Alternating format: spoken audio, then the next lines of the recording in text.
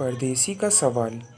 एक बार राजा कृष्णदेव राय की सभा में एक परदेसी आया और राजा एवं सभा में मौजूद सभी से एक सवाल पूछने की आज्ञा मांगी और साथ ही साथ जवाब देने वाले को उपहार में एक हीरो का हार देने को कहा।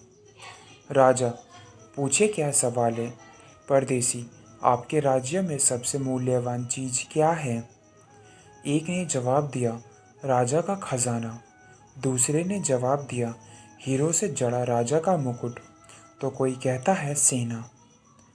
राजा तेनालीराम की तरफ देखकर, तेनाली, आपका क्या जवाब है? तेनाली, राजा, किसी भी राज्य की सबसे मूल्यवान चीज़ है लोगों की आज़ादी।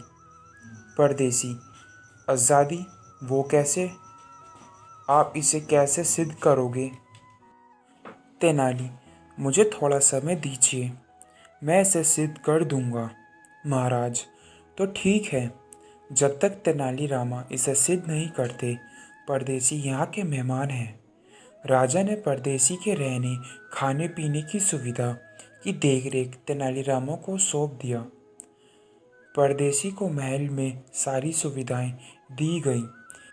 शाही भोजन, नृत्य और संगीत आदि सुविधाओं से परदेसी महल में काफ़ी खुश था। एक दिन उसका मन नदी किनारे टहलने का हुआ। जब वह अपने कक्ष से बाहर निकलता है तो द्वारपाल उसका रास्ता रोक लेते हैं और कहते हैं, क्षमा करें महाशय, आपको बाहर जाने की अनुमति नहीं है। परदेसी को लगा ये सब मेरी सुरक्षा के लिए है और वापस अपने कक्ष में चला जाता है। लेकिन ये रोकथाम परदेसी के साथ प्रतिदिन होने लगा, किंतु महल के अंदर सुविधाओं में उसे कोई कमी नहीं आने दी। वह महल के अंदर कैद हो गया था, जिस कारण सभी सुविधाएं उसे फीकी लगने लगी। 10 दिन के बाद सभा फिर लगी। तेनाली ने महाराज से परदेसी को सभा में बुलाने की आज्ञा मांगी। परदेसी सभा में पहुंचता है। राजा परदेसी से, क्या आपको महल की सुख सुविधाएं अच्छी लगी? परदेसी, महाराज, सुविधाएं तो भरपूर थी, किंतु मैं निरंतर उसका लुत्फ न उठा सका।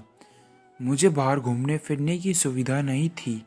मुझे ऐसा प्रतीत हुआ मानो किसी ने मेरी आज़ादी मुझसे छीन ली हो। क्योंकि महाराज ने परदेसी की देखभाल का जिम्मा तेनालीराम को दिया था, तो वे तेनालीराम पर बहुत गुस्सा हुए।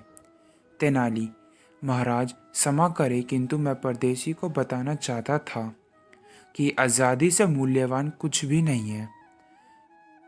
इनके पास सारे ऐशो आराम होते हुए भी ये उनका निरंतर लुत्फ न उठा सके, क्योंकि इनके पास इनकी आज़ादी नहीं थी। परदेसी को अपने सवाल का जवाब मिल चुका था। उसने खुश होकर तेनालीराम को हीरो का हार उपहार में दिया। राजा कृष्णदेव राय और सभा में मौजूद सभी तेनाली की चतुराई पर तालियां बजाने लगे।